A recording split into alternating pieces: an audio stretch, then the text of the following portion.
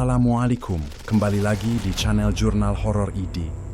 Mari kita dengar kelanjutan dari misteri lautan pasir di Gunung Bromo. 3 minggu telah berlalu sejak Arga, Farah, dan Sinta kembali dari pendakian maut di Gunung Bromo. Namun seolah waktu berhenti di antara mereka. Setiap hari terasa seperti bayangan suram yang menempel erat. Tak bisa lepas dari ingatan hitam yang terus menghantui. Tubuh mereka memang sudah kembali ke dunia nyata. Namun jiwa mereka masih terperangkap di dalam lautan pasir yang membara, di mana bisikan-bisikan dingin dan suara tawa hantu terus menyusup ke dalam malam mereka. Arga merasakan ada sesuatu yang menyelinap di dalam pikirannya, bayangan samar yang terus muncul di sudut matanya, mengintai dari balik kegelapan. Farah, yang dulu ceria kini sering terdiam menatap kosong, seolah ada sesuatu yang menunggu untuk diungkap. Sedangkan Sinta, yang dulu penuh semangat, kini berubah menjadi sosok yang berbeda. Senyumnya menghilang, digantikan oleh tatapan kosong yang tak lagi bisa dibaca. Tak ada yang berani mengucapkan kata pulih, karena mereka tahu sesuatu yang gelap dan mengerikan masih melekat pada mereka. Sesuatu yang belum selesai. Setiap malam, Arga terbangun dengan jantung berdegup kencang. Tubuhnya membasah oleh keringat dingin yang mengalir deras, meski udara di sekitarnya terasa dingin, menusuk. Mimpi-mimpinya bukanlah mimpi biasa yang bisa ia lupakan begitu membuka mata. Ia terjebak dalam mimpi yang berulang dan semakin nyata.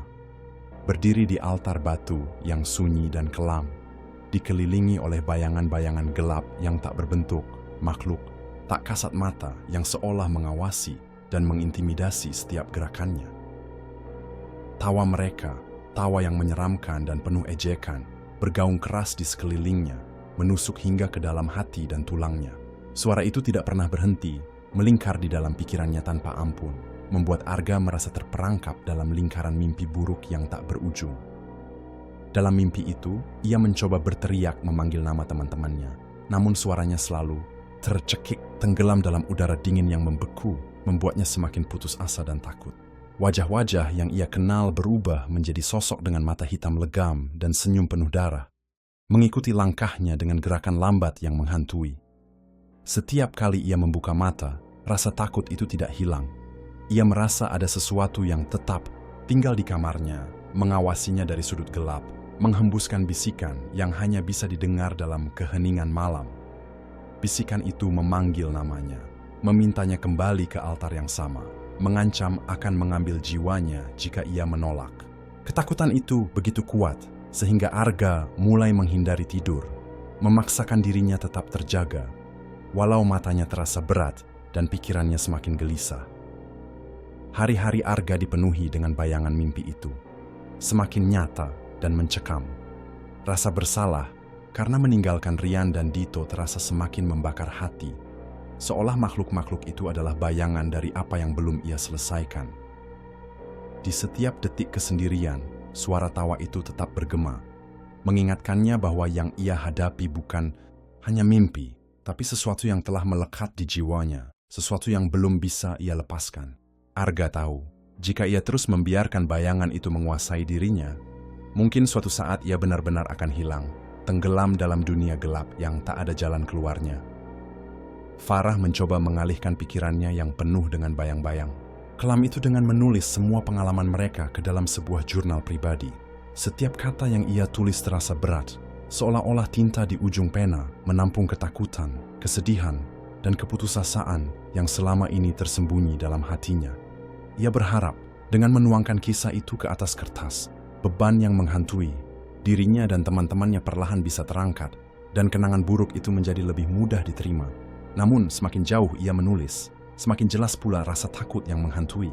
Setiap kali ia sampai pada bagian yang menyebut nama Rian dan Dito, tinta di penanya seolah mendapat kekuatan gaib yang membuatnya mengering secara tiba-tiba, meninggalkan halaman kosong yang sepi dan dingin.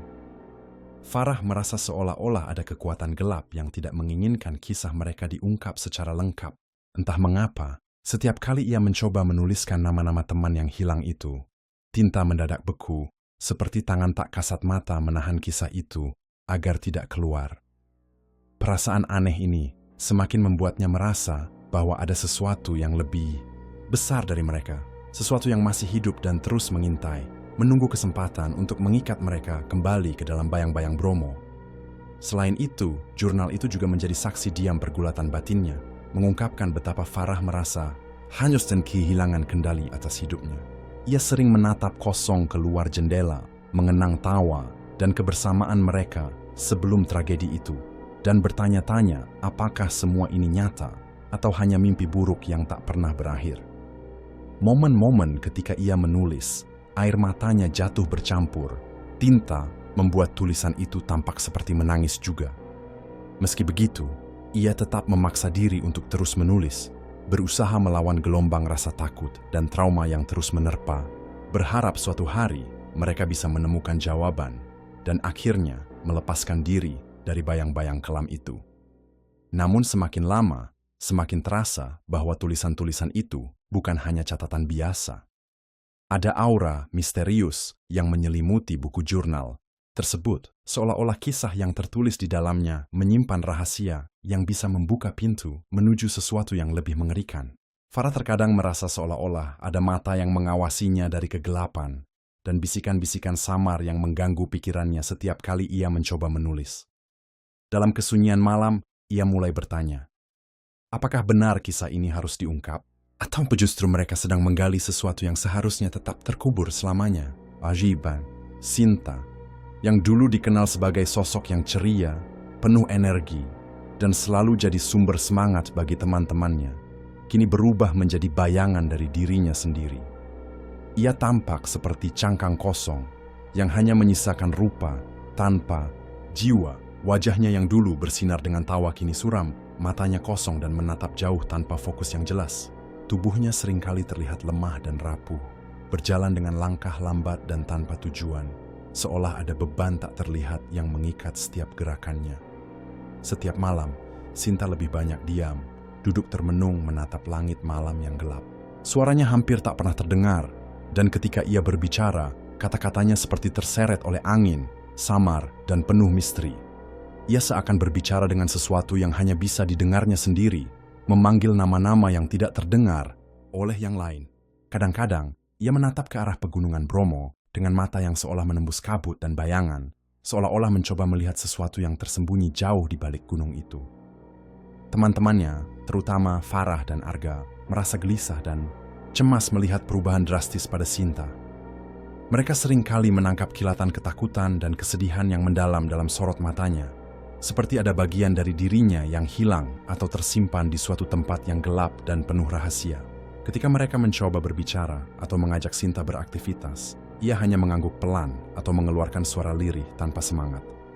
Kadang-kadang, di tengah keheningan malam, mereka mendengar Sinta tiba-tiba bersenandung lagu-lagu kuno Jawa. Dengan suara pelan dan hampir tak terdengar, suara itu menghantui keheningan dan menambah suasana mencekam di sekitarnya. Lagu-lagu itu seperti mantra yang mengikatnya dengan sesuatu yang lebih besar dan lebih gelap daripada yang bisa mereka pahami. Semua itu membuat mereka merasa bahwa Sinta tidak sepenuhnya kembali bersama mereka, bahwa ada sesuatu yang masih menempel di dalam dirinya, sesuatu yang mereka tidak bisa lihat, tapi bisa mereka rasakan. Perubahan ini tidak hanya membuat Sinta terisolasi secara emosional, tapi juga menimbulkan ketegangan dalam kelompok. Ada rasa takut yang tumbuh, takut bahwa kegelapan dari Bromo itu mungkin masih mengikat jiwa Sinta, mengancam keselamatan mereka semua. Dalam diam, Farah dan Arga mulai merasakan bahwa perjalanan mereka belum benar-benar selesai, dan bahwa Sinta mungkin adalah kunci dari rahasia yang belum terungkap. Pada suatu malam yang sunyi, saat ketiganya berkumpul di ruang tamu rumah, Farah yang remang, suasana terasa begitu berat dan tegang. Lampu hanya menyala redup, bayangan dari lilin yang berkedip-kedip menari di dinding, menciptakan kesan yang semakin mencekam. Sinta duduk di sudut ruangan, menundukkan kepala dalam diam yang panjang.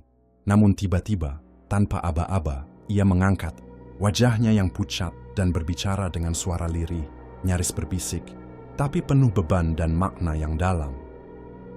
"Satu dari kita belum benar-benar kembali," katanya pelan. Suaranya pecah oleh emosi yang terpendam. "Satu dari kita masih terikat." Kata-kata itu seketika menusuk hati Farah dan Arga.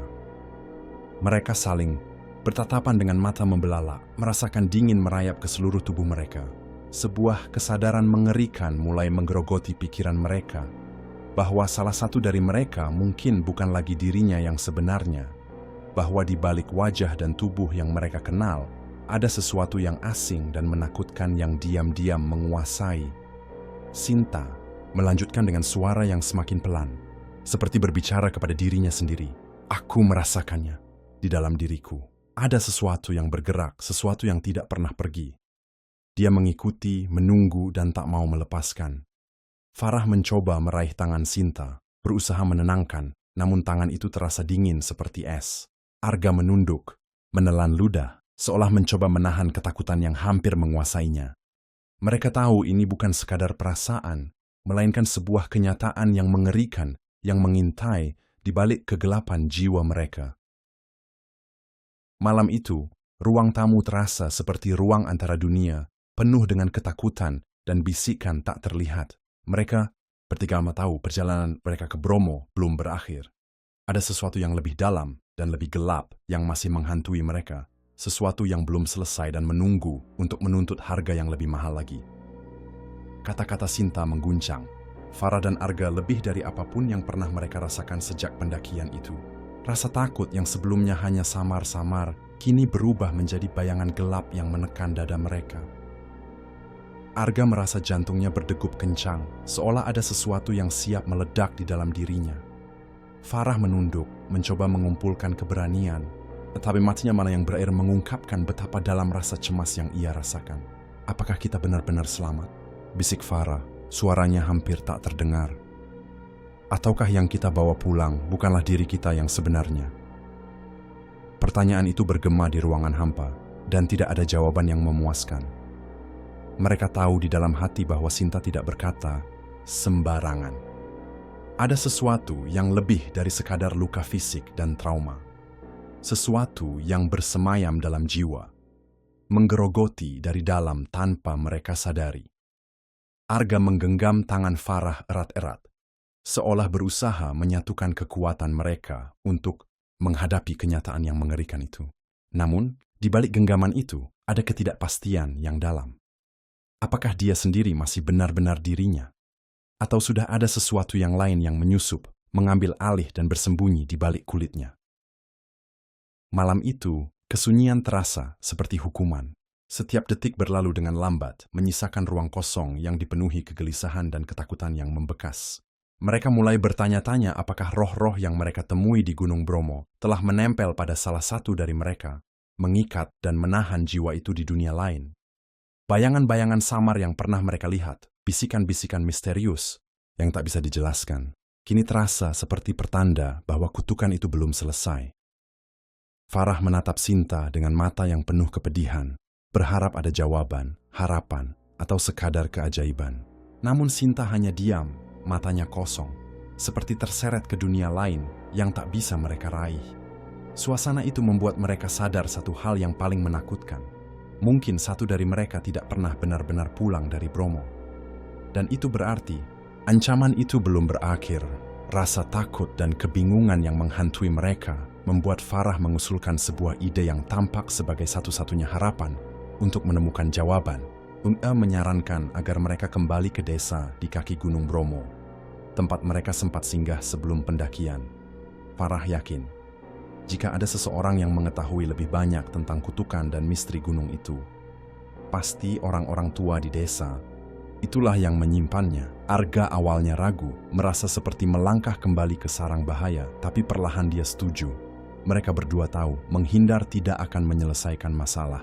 Ada sesuatu yang mengikat mereka dengan gunung itu, sesuatu yang harus dipecahkan sebelum semuanya terlambat. Setibanya di desa, suasana terasa berbeda. Wajah-wajah penduduk yang dulu ramah kini tampak waspada dan penuh ketegangan. Seolah mereka tahu kedatangan Arga, Farah, dan Sinta membawa badai baru. Sang tetua desa yang dulu sempat memperingatkan mereka dengan tatapan serius sudah menunggu di depan rumahnya. Matanya menyiratkan pengetahuan yang jauh melampaui apa yang pernah mereka bayangkan. "Kalian kembali," ucap sang tetua dengan suara berat, tanpa perlu bertanya apapun. "Dan aku tahu, kalian membawa sesuatu yang tidak seharusnya kalian bawa." Kalimat itu menghentakkan udara di sekitar mereka. Rasa takut yang lama terkubur muncul kembali, menyergap dada seperti racun. Mereka tahu, ini bukan sekadar masalah biasa. Ada sesuatu yang jauh lebih gelap dan dalam yang mereka bawa dari Gunung Bromo. Sang tetua membawa mereka masuk ke ruang belakang rumahnya, sebuah ruangan yang dipenuhi barang-barang kuno dan artefak yang berbau mistis. Di sana, ia mengeluarkan sebuah kitab tua dengan sampul kulit yang sudah usang dan beberapa foto hitam putih yang terpajang di dinding. Foto-foto itu adalah potret para pendaki yang pernah menghilang di gunung itu, dan di antara wajah-wajah itu terlihat jelas wajah Rian dan Dito. Namun yang paling mengejutkan adalah satu foto lain yang terpajang, wajah seorang pria yang sangat mirip dengan Arga, tapi dengan ekspresi yang jauh lebih menyeramkan dan tua. Dia kembarannya, ujar sang tetua dengan suara bergetar. Leluhurmu. Orang yang pernah membuka segel di altar itu dan yang membawa kutukan ini ke keluargamu. Kata-kata itu membuat udara seakan membeku. Arga menatap foto itu dengan mata yang melebar. Jantungnya berdetak lebih cepat dari biasanya. Semua teka-teki mulai terungkap satu persatu, dan mereka sadar bahwa ini bukan hanya soal keberanian mendaki gunung. Ini adalah warisan yang sudah turun-temurun membayang di dalam darah mereka. Sang tetua membawa mereka ke sebuah ruang kecil. Di bagian belakang rumahnya, ruang yang tampak seperti perpustakaan rahasia penuh dengan benda-benda kuno dan catatan-catatan berdebu. Di rak-rak kayu yang berjajar rapi, berjajar kitab-kitab tua dengan tulisan kuno, dan beberapa artefak yang jelas bukan barang biasa. Ada jimat-jimat berbentuk aneh, kain-kain yang penuh dengan simbol-simbol misterius, serta potongan-potongan batu yang terpahat dengan ukiran menyeramkan. Dengan suara yang berat dan penuh rasa hormat, sang tetua membuka sebuah kitab kuno dan memperlihatkan halaman-halaman yang penuh dengan sketsa altar batu, simbol-simbol magis, dan catatan tentang para pendaki yang telah hilang di Gunung Bromo selama berabad-abad. Ia kemudian mengeluarkan sebuah album foto lusuh yang tampak sudah bertahun-tahun tersimpan. Di dalamnya, mereka melihat wajah-wajah para pendaki yang telah menghilang tanpa jejak. Wajah yang sekarang telah menjadi misteri dan legenda di desa tersebut. Di antara semua foto itu, mata Arga terhenti pada dua wajah yang sangat familiar, Rian dan Dito. Foto-foto itu tampak seperti diambil di tempat yang sama, namun ekspresi wajah mereka tampak kosong, seolah ada sesuatu yang telah menguras jiwa mereka. Namun yang paling membuat Arga terkejut adalah sebuah foto lain. Sebuah wajah yang sangat mirip dengannya, namun jelas bukan dirinya. Wajah itu tampak lebih tua, dengan mata yang penuh rahasia gelap dan senyum yang mengerikan. Sang tetua menatap Arga dengan pandangan penuh arti. Dia bukan kamu, katanya pelan namun tegas. Dia adalah kembaranmu, leluhurmu. Dia adalah orang yang dulu pernah membuka segel altar di gunung ini dan yang membawa kutukan itu ke keluargamu. Ini bukan kebetulan, Arga. Ini adalah warisan yang mengikat darahmu dengan tempat ini. Rasa dingin merayap ke seluruh tubuh Arga. Ia merasa seolah ada sesuatu yang jauh lebih besar dan berbahaya sedang menantinya. Semua rasa takut dan kegelisahan yang selama ini ia pendam kini meledak dalam dada, menyadarkannya bahwa perjalanan mereka ke Gunung Bromo bukan sekadar petualangan biasa, tapi bagian dari cerita kelam yang telah diwariskan turun-temurun, dan kini giliran mereka untuk menghadapi konsekuensinya. Setelah memperlihatkan foto-foto itu, sang tetua mengeluarkan sebuah kotak kayu kecil yang berisi kitab usang dan beberapa gulungan kertas kuno. Ia dengan hati-hati membuka salah satu gulungan dan menunjukkannya kepada mereka. Di sana tergambar diagram altar batu dengan simbol-simbol aneh yang sama seperti yang pernah mereka lihat di gubuk batu di puncak Gunung Bromo. Namun yang membuat suasana semakin mencekam adalah catatan-catatan dalam bahasa kuno yang sulit mereka pahami, yang menuliskan tentang sebuah ritual pengorbanan yang harus dilakukan setiap beberapa generasi untuk menenangkan arwah yang terperangkap di sana. Sang tetua menjelaskan dengan suara serak, kitab ini adalah warisan dari leluhur desa kami. Ia menceritakan kisah kelam mereka yang pernah mencoba membuka pintu gerbang lain di gunung ini. Banyak yang hilang, dan mereka yang kembali tidak pernah benar-benar pulih. Kemudian ia menunjuk ke salah satu foto dengan wajah asing yang sangat mirip dengan Arga. Itu adalah kembaranmu, anak muda. Bukan dalam arti fisik saja, tapi dalam takdir dan jiwa. Dia adalah leluhur yang dulu membuka segel altar dan melepaskan kutukan ini. Sejak saat itu, keluarga kalian terikat dengan gunung dan kutukan ini. Arga merasa dadanya sesak. Ia menatap wajah itu dengan campuran rasa takut dan penasaran. "Bagaimana bisa? Kenapa aku tidak tahu tentang ini sebelumnya?" tanyanya dengan suara bergetar. Sang tetua menggeleng pelan. Rahasia ini dijaga ketat oleh keluarga dan tetua desa selama berabad-abad. Kini saatnya kalian tahu karena kutukan itu kembali terbangkit. Kalian bukan hanya pendaki biasa yang tersesat di gunung. Kalian adalah bagian dari rantai takdir yang harus dihadapi. Farah dan Sinta saling bertukar pandang, merasakan beratnya beban yang kini harus mereka tanggung. Mereka sadar perjalanan mereka belum berakhir, justru baru saja dimulai. Etingsa, Arga terpaku saat melihat wajah dalam foto itu. Sosok yang sangat mirip dengannya, tapi dengan aura yang berbeda, lebih gelap dan penuh misteri. Ia merasakan jantungnya berdebar tak menentu, campuran antara ketakutan dan kebingungan. "Itu bukan aku," katanya pelan, suaranya gemetar, tak mampu menyembunyikan kegelisahan yang menggerogoti pikirannya. Tetua desa itu menatap Arga dengan mata penuh arti dan ketegasan. "Itu adalah kembaranmu yang lain, anak muda. Kembaran yang tidak pernah kau temui, leluhurmu yang hidup di masa lalu, dan juga roh yang terperangkap dalam kutukan ini. Ia bukan hanya bayangan, tapi bagian dari takdirmu." Ketika ia membuka segel, altar dulu, yang mengikat nasib keluargamu dengan gunung ini selamanya, Arga merasakan hawa dingin merayap naik ke tenggorokannya. Tubuhnya kaku seolah-olah energi gelap itu menembus kulitnya dan masuk ke dalam tulang. "Kalau begitu, aku ini bagian dari kutukan itu?" tanyanya dengan suara serak, menahan rasa takut yang mencoba menguasai dirinya. Tetua mengangguk pelan, suaranya berat dan penuh beban. "Kalian semua adalah warisan dari kejadian yang tak bisa dihapuskan begitu saja. Gunung Bromo bukan sekadar tempat biasa. Ia adalah gerbang dunia lain yang terhubung dengan leluhurmu, dan yang membuka segel dulu, melepaskan kegelapan yang kini mulai mencari korbannya kembali." Farah menggenggam tangan Arga, mencoba menenangkan dan memberinya kekuatan. Namun dalam hatinya, ketakutan mulai membuncah. Apa jadinya jika mereka tak mampu menghentikan kutukan ini? Sinta hanya diam, menatap kosong ke arah kitab dan foto-foto itu, seolah tengah berjuang melawan sesuatu yang jauh lebih besar dari yang bisa mereka pahami. Malam itu, ketiganya menyadari bahwa bukan hanya fisik mereka yang terancam, tapi jiwa mereka pun sudah terjerat dalam lingkaran kutukan yang telah lama ada, dan tak ada jalan kembali yang mudah. Farah mulai memahami bahwa kejadian yang menimpa mereka jauh lebih rumit daripada yang pernah dibayangkannya. Ini bukan sekadar kutukan biasa yang bisa diusir dengan doa atau ritual sederhana. Ada sesuatu yang lebih dalam dan berakar kuat dalam sejarah keluarga mereka. Sesuatu yang mengikat masa lalu dan masa kini dengan benang gelap tak terlihat.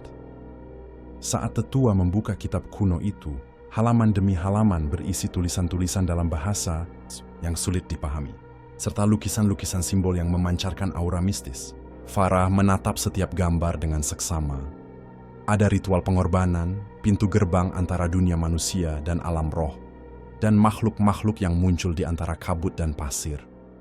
Semua itu seakan menjadi petunjuk bahwa kutukan itu bukan hanya soal kematian, tapi soal jiwa yang terperangkap dalam siklus penderitaan yang tak berujung. Tetua menjelaskan dengan suara berat, "Warisan ini bukan hanya menimpa keluargamu secara kebetulan. Ini adalah takdir yang diwariskan turun-temurun, akibat dari kesalahan leluhur yang membuka segel altar dan membiarkan kegelapan masuk ke dunia kita. Setiap generasi membawa beban ini, dan setiap kali kutukan itu bangkit, jiwa-jiwa terperangkap harus ditebus agar dunia tetap seimbang." Farah merasakan hawa dingin merambat ke seluruh tubuhnya. Matanya berkaca-kaca, menyadari betapa dalamnya persoalan yang mereka hadapi. "Jadi, apa yang harus kami lakukan? Bagaimana kami bisa menghentikan semuanya sebelum kami juga ikut hilang?" tanyanya dengan suara yang hampir berbisik. Tetua menatap mereka penuh harap sekaligus peringatan.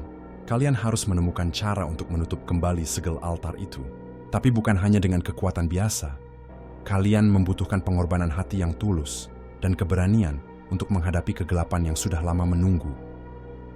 Dalam hati, Farah menyadari bahwa perjalanan mereka belum selesai. Ini baru permulaan dari pertarungan antara hidup dan mati, antara terang dan gelap. Mereka tidak hanya melawan makhluk gaib, tapi juga menghadapi nasib yang sudah melekat pada darah dan jiwa mereka. Dengan suara yang serak dan penuh ketegasan, sang tetua mengeluarkan dari dalam saku bajunya sebuah jimat kecil, terbuat dari kayu tua yang berukir simbol-simbol mistis dan berwarna gelap, seolah menyimpan energi tak kasat mata. Di samping jimat itu, tergulung sehelai benang merah kusut yang tampak sederhana. Namun dalam kepercayaan lokal, benang merah itu memiliki kekuatan magis yang luar biasa. Tetua kemudian menjelaskan, jimat ini adalah pelindung kalian dari pengaruh roh jahat yang mencoba menguasai jiwa. Namun lebih penting dari itu adalah benang merah ini. Benang ini bukan hanya sekadar tali pengikat, melainkan juga simbol ikatan antara dunia manusia dan dunia gaib yang berbahaya. Jika salah satu dari kalian mulai menunjukkan tanda-tanda di luar kendali, berbicara dalam bahasa yang bukan miliknya, atau dipengaruhi oleh kekuatan lain, ikatlah dia dengan benang ini. Benang merah itu akan menahan dan melindunginya dari cengkeraman kegelapan. Mereka bertiga memandang jimat dan benang merah itu dengan rasa campur aduk antara harapan dan ketakutan. Mereka menyadari bahwa benda-benda itu bukan sekadar warisan budaya, tapi alat hidup dan mati yang mungkin satu-satunya pelindung mereka dalam pertempuran yang belum usai ini. Sang tetua menambahkan, benang ini juga akan menjadi pengikat antara dan pengingat bahwa kalian harus saling menjaga dan menguatkan. Jangan pernah menganggap enteng kekuatan yang kalian hadapi, karena kegelapan itu pintar dan licik, akan mencoba memecah belah kalian dari dalam. Farah merasakan beratnya tanggung jawab yang kini melekat pada mereka. Mereka bukan hanya bertarung, melawan kekuatan luar biasa di Gunung Bromo, tapi juga harus menjaga satu sama lain agar tidak jatuh ke dalam perangkap yang sama yang telah menimpa banyak jiwa sebelumnya. Arga, dengan wajah serius, mengangguk pelan. Ia tahu benang merah itu mungkin menjadi satu-satunya harapan mereka untuk tetap bertahan dan tidak kehilangan diri dalam gelap yang mengintai. Dalam perjalanan pulang menuju kota, suasana di dalam mobil terasa hening dan penuh ketegangan. Sinta duduk di kursi belakang, matanya menatap kosong ke jendela, seperti tenggelam dalam dunia lain yang tak bisa dijangkau oleh Arga dan Farah. Tiba-tiba, suara lirih mulai keluar dari bibirnya. Sebuah nyanyian dalam bahasa Jawa kuno yang sangat tua, yang hampir terlupakan oleh banyak orang. Suara itu bergetar lembut, membawa nuansa mistis dan melankolis yang membuat udara di dalam mobil seolah berubah menjadi dingin dan berat. Farah dan Arga saling berpandangan dengan perasaan tak nyaman yang menguat.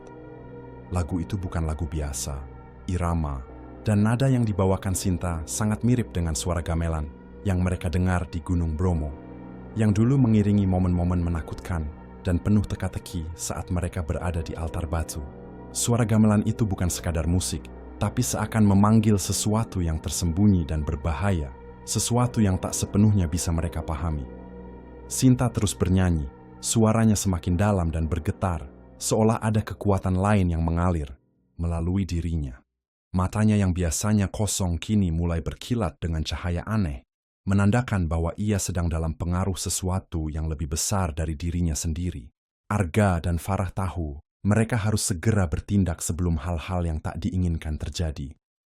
Tanpa berkata apa-apa, Farah meraih sehelai benang merah yang diberikan oleh sang tetua dan dengan hati-hati mengikatkannya ke pergelangan tangan Sinta. Begitu benang merah itu mengikat kulitnya, nyanyian Sinta mendadak terhenti. Ia menghembuskan napas panjang, menundukkan kepala, dan air mata mulai mengalir tanpa suara dari matanya. Kedua temannya terdiam, menyadari bahwa benang merah itu bukan hanya penghalang, tapi juga semacam jembatan yang menghubungkan dunia manusia dan dunia gaib. Mereka tahu perjuangan belum berakhir. Sesuatu dari gunung itu masih melekat pada Sinta, dan mungkin pada diri mereka semua. Dalam keheningan yang mencekam itu, Farah berbisik, "Kita harus waspada. Dia belum benar-benar bebas." Setelah benang merah terikat erat di pergelangan tangan Sinta, suasana di ruangan itu berubah drastis. Sinta yang tadi masih bernyanyi dengan suara penuh pengaruh gaib, kini tiba-tiba terdiam seolah ada beban berat yang tiba-tiba menjatuhkan dirinya. Ia duduk terhuyung, menundukkan kepala dengan Tangan gemetar, air mata mulai mengalir deras tanpa suara dari sudut matanya. Tangisan itu bukan tangisan biasa, lebih seperti isak penuh kesedihan dan ketakutan yang telah lama dipendam di dalam dirinya. Farah dan Arga segera meraih Sinta, memeluknya dengan erat seolah berusaha menguatkan sahabat mereka yang kini berubah menjadi sosok yang rapuh dan penuh luka batin. Mereka merasakan getaran aneh di udara, seperti ada energi gelap yang masih membelenggu jiwa Sinta. Meskipun ia telah terkunci oleh benang merah, Sinta menangis tanpa suara, tubuhnya menggigil seperti orang yang baru saja melewati trauma berat. Tapi dalam kesunyian itulah, Arga dan Farah tahu ia sedang berjuang melawan sesuatu yang jauh lebih berbahaya dari yang mereka bayangkan. Selama berjam-jam, Sinta tidak mampu berkata sepatah kata pun. Matanya menatap kosong. Namun setiap kali kedipan matanya terhenti, Arga dan Farah bisa merasakan bayangan gelap yang mengintai dalam jiwanya. Mereka sadar, benang merah itu hanya menahan sementara, bukan menyembuhkan. Ada bagian dari Sinta yang masih terperangkap di altar batu, di dunia gelap yang sama yang hampir merenggut nyawa mereka semua. Farah menggenggam tangan Sinta, berbisik pelan, "Kita akan temukan cara untuk membebaskanmu. Kamu tidak sendirian." Tapi di balik kata-kata itu, Farah merasakan ketakutan mendalam. Ketakutan bahwa mereka mungkin takkan pernah bisa benar-benar melarikan diri dari bayang-bayang kelam Gunung Bromo. Beberapa hari setelah kejadian itu, Farah yang mulai berusaha mengembalikan kehidupan mereka ke jalur normal menemukan sesuatu yang mengejutkan. Kamera drone yang selama ini mereka anggap sudah rusak parah, entah bagaimana tiba-tiba bisa menyala kembali dengan sendirinya. Perangkat itu berdengung pelan, lampu indikatornya berkedip-kedip menandakan baterai yang nyaris habis, namun masih cukup untuk memutar satu video yang tersimpan di dalamnya. Farah memutar video itu dengan hati-hati. Matanya melebar saat melihat gambar-gambar yang terekam dari sudut pandang udara. Rekaman yang sebelumnya tak pernah mereka sadari ada. Kamera itu menyorot langsung ke arah gubuk batu di tengah lautan pasir, lokasi yang selalu menyimpan misteri dan kengerian tak terkatakan. Sosok yang terekam berdiri di altar batu bukanlah siapa-siapa selain Arga sendiri. Namun, yang membuat bulu kuduk merinding adalah ekspresi dan gerakan Arga dalam video itu. Matanya tampak kosong, tubuhnya kaku, dan gerakannya seperti dalam keadaan terhipnotis. Farah mengulang video itu berulang kali, mencoba mencari tahu apa yang sebenarnya terjadi. Namun, Arga yang duduk di sampingnya hanya menatap kosong dan menggeleng pelan, berulang kali menegaskan bahwa ia tidak pernah berdiri di tempat itu, setidaknya bukan dalam kesadarannya. Keheningan yang mencekam mengisi ruangan, seolah video tersebut bukan hanya sebuah rekaman, melainkan sebuah pesan dari dunia lain yang ingin mengungkap kebenaran kelam yang tersembunyi. Ketegangan semakin terasa saat Farah menyadari bahwa video itu bukan hanya menunjukkan Arga, tapi juga menangkap bayangan samar sosok lain yang mengikuti dari belakangnya. Sosok yang tidak pernah mereka lihat secara langsung, namun kehadirannya terasa mengancam dan dingin. Farah menutup mata sejenak, merasakan hawa dingin merayap ke seluruh tubuhnya. Ya tahu, apa yang Perkshaman alami bukan sekadar mimpi buruk yang bisa hilang seiring waktu. Ada sesuatu yang jauh lebih dalam, yang masih membayangi mereka, dan mungkin masih terikat erat pada Arga. Saat video itu berlanjut, kamera drone bergerak, perlahan menyorot ke sekeliling gubuk batu yang selama ini menjadi pusat misteri dan ketakutan mereka. Dari sudut pandang udara, terlihat jelas betapa terpencilnya tempat itu, dikelilingi lautan pasir yang luas dan tak berujung. Namun, yang paling membuat Farah dan Arga terdiam adalah sosok yang muncul di tengah video, Arga sendiri. Sosok itu berdiri di atas altar batu yang menyeramkan, tanpa sedikit pun menunjukkan tanda-tanda sadar atau sadar penuh. Wajahnya tampak kosong, matanya yang biasanya penuh semangat kini berubah menjadi gelap dan tanpa jiwa. Tubuhnya kaku, seperti boneka yang dikendalikan oleh tangan tak terlihat. Gerakannya lambat, seperti sedang melakukan ritual yang tidak pernah dia ingat atau setujui. Dalam video itu, Arga berdiri terpaku, seolah menunggu sesuatu atau seseorang, sementara bayangan-bayangan gelap berkelebat di sekeliling altar. Farah menelan ludah, merasakan dingin merayap di punggungnya. Ia bertanya pada Arga, "Kamu yakin kamu tidak ingat berdiri di sana? Apa mungkin kamu pernah kehilangan kontrol tanpa sadar?" Tapi Arga hanya menatap tanpa ekspresi. Matanya kosong, dan suara yang keluar penuh dengan kegelisahan. Aku tidak pernah di sana dalam keadaan sadar. Aku merasa ada yang mengambil alih, tapi aku tidak tahu siapa atau apa. Video itu berakhir dengan perlahan gelap, meninggalkan keheningan yang menyesakkan di antara mereka. Namun, yang paling menakutkan adalah kenyataan bahwa sosok dalam video itu bukanlah seseorang yang berbeda, melainkan diri Arga sendiri, namun bukan seperti Arga yang mereka kenal. Ada sesuatu yang lain, sesuatu yang bersembunyi di balik wajahnya yang tampak biasa, sebuah ancaman yang belum terungkap sepenuhnya. Farah menatap Arga dengan mata yang penuh air, mencoba mencari jawaban yang mungkin tidak akan pernah mereka dapatkan. Apa yang terjadi padamu? Siapa yang benar-benar kamu jadi sekarang? Pertanyaan itu menggantung berat di udara, membuka babak baru dari teror yang belum selesai, dan menandai awal dari misteri yang jauh lebih dalam dari apa yang pernah mereka bayangkan. Farah menatap Arga dengan mata yang sudah berlinang air, perasaan campur aduk antara kasihan, takut, dan kehilangan. Ia merasakan ada sesuatu yang berbeda dari Arga sekarang, sesuatu yang sulit diungkapkan dengan kata-kata. Kamu bukan kamu yang dulu ya? Tanyanya dengan suara pelan, hampir berbisik seperti takut mengganggu sesuatu yang lebih gelap, dan dalam di dalam diri Arga hanya menatap kosong keluar jendela. Matanya tampak jauh, terlepas dari dunia di sekitarnya. Ada kesunyian yang berat menyelimuti dirinya, seperti ada ruang kosong yang menggantikan sosok Arga yang dulu dikenal. Aku tidak tahu lagi siapa aku, jawabnya pelan, suaranya penuh ketidakpastian dan kelelahan. Rasanya seperti ada sesuatu yang terus mengikuti, sesuatu yang merayap di dalam pikiranku, sesuatu yang belum selesai, yang belum bisa aku lawan. Farah merasakan getaran dingin merambat dari tulang belakangnya. Ia tahu ini bukan sekadar trauma biasa. Ada sesuatu yang jauh lebih kelam yang telah merasuk ke dalam jiwa Arga.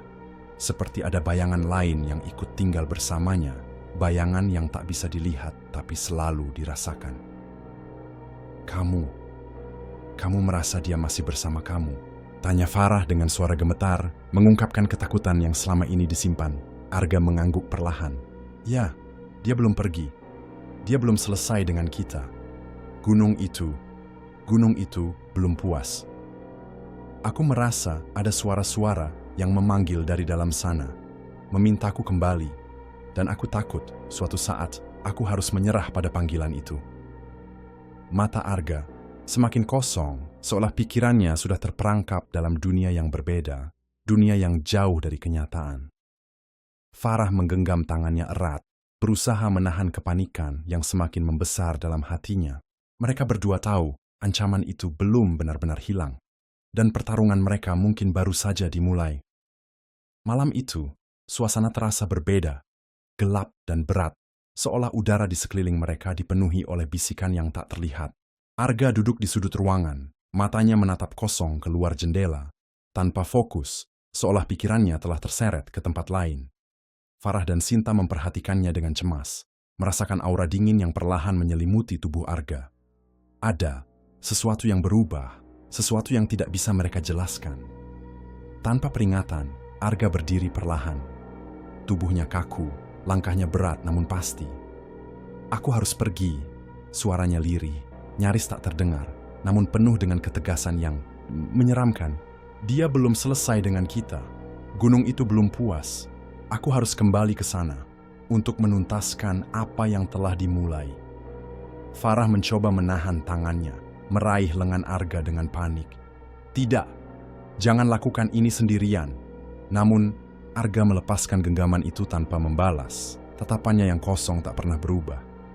Sinta dengan suara serak dan penuh ketakutan berkata, Arga, kamu bukan sendiri. Jangan biarkan bayangan itu menguasaimu. Tapi Arga hanya tersenyum, tipis. Senyum yang tak pernah mereka lihat sebelumnya. Senyum yang dingin, penuh rahasia gelap yang tak bisa diungkapkan. Aku harus pergi sebelum mereka kembali. Sebelum semuanya terlambat. Tanpa sepatah kata lagi, ia melangkah keluar rumah, menghilang ke dalam kegelapan malam yang pekat. Tak ada jejak, tak ada suara yang menyertai langkahnya, hanya coretan misterius yang tertinggal di dinding kamar. Jangan bangunkan mereka lagi. Farah dan Sinta berdiri terpaku, napas mereka memburu, hati dipenuhi ketakutan yang mengakar. Mereka tahu kepergian Arga bukan sekadar pergi biasa. Ini adalah pertanda bahwa kegelapan yang mereka hindari selama ini kini semakin mendekat dan siap menelan semuanya. Malam itu, kesunyian menjadi saksi bisu dari sebuah janji yang belum terselesaikan. Janji yang mungkin akan membawa mereka kembali ke dalam pusaran kengerian yang tak pernah mereka bayangkan. Seminggu berlalu sejak malam itu, namun kepergian Arga masih menyisakan kekosongan yang dalam dan ketegangan yang tak kunjung reda. Rumah yang dulu dipenuhi tawa dan suara mereka kini terasa sunyi. Hanya ada gema langkah dan bisikan yang terasa asing. Farah dan Sinta berusaha menghubungi Arga, namun ponselnya selalu tidak aktif, seolah dirinya benar-benar lenyap dari dunia. Ini suatu malam, Farah yang tak tahan akan kecemasan dan ketakutan mencoba memasuki kamar Arga. Di dinding, ia menemukan coretan yang membuat darahnya berdesir dingin. Tulisan kasar dengan tinta hitam pekat, bertuliskan, "Jangan bangunkan mereka lagi." Kata-kata itu seakan menjadi peringatan terakhir yang penuh misteri dan ancaman. Farah merasakan getaran aneh di seluruh tubuhnya. Kalimat itu bukan sekadar tulisan biasa, melainkan pesan dari Arga yang kini seolah sudah terseret ke dalam dunia lain. Dunia yang tak bisa mereka sentuh atau pahami. Ia tahu ada kekuatan gelap yang menguasai Arga, mengikatnya pada kutukan yang jauh lebih dalam daripada yang pernah mereka bayangkan. Di malam-malam berikutnya, Farah dan Sinta mulai merasakan kehadiran sesuatu yang mengintai di sekitar rumah. Bayangan-bayangan bergerak di tepi penglihatan mereka, suara bisikan tak jelas menggema di lorong-lorong, dan suhu ruangan tiba-tiba menurun drastis. Setiap kali mereka mencoba tidur, mimpi buruk yang sama terus menghantui. Arga terperangkap dalam kegelapan, memanggil mereka dengan suara penuh penderitaan, namun tak bisa dijangkau. Sinta, yang kini semakin rapuh, seringkali terduduk diam sambil menatap ke sudut gelap kamar. Sebenarnya ia berbisik pelan, "Dia masih di sana, tapi bukan Arga yang kita kenal."